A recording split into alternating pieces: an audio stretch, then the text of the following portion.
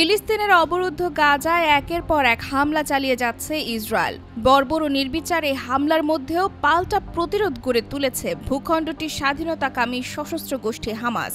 গত কয়েক মাসের মধ্যে গাজা থেকে ইসরায়েলের সবচেয়ে বড় হামলা চালিয়েছে তারা।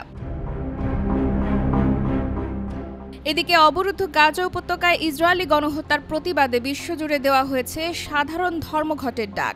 এমন অবস্থায় মার্কিন প্রেসিডেন্ট ডোনাল্ড ট্রাম্পের সঙ্গে বৈঠক করতে যুক্তরাষ্ট্রে ছুটে গেছেন ইসরায়েলের প্রধানমন্ত্রী বেঞ্জামিন নেতানিয়াহু। সোমবার এক প্রতিবেদনে এ তথ্য জানিয়েছে বার্তা সংস্থা আনাদোলু।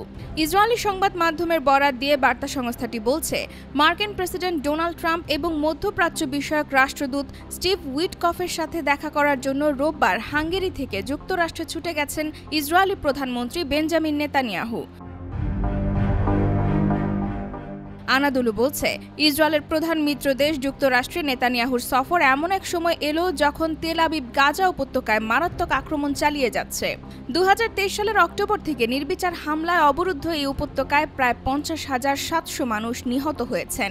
গত সপ্তাহান্তে নেতানিয়াহুর গাজায় আক্রমণ আরও বাড়ানোর ঘোষণা দেন। ফিলিস্তিনি এই ছিটমহল থেকে ফিলিস্তিনিদের উচ্ছেদের বিষয়ে ট্রাম্পের পরিকল্পনা বাস্তবায়নের প্রচেষ্টাও চলছে।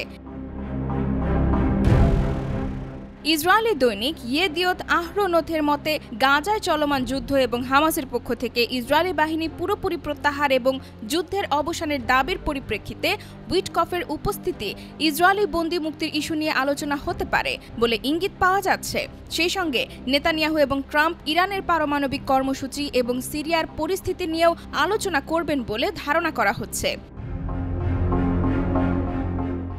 IBTV USA, new York.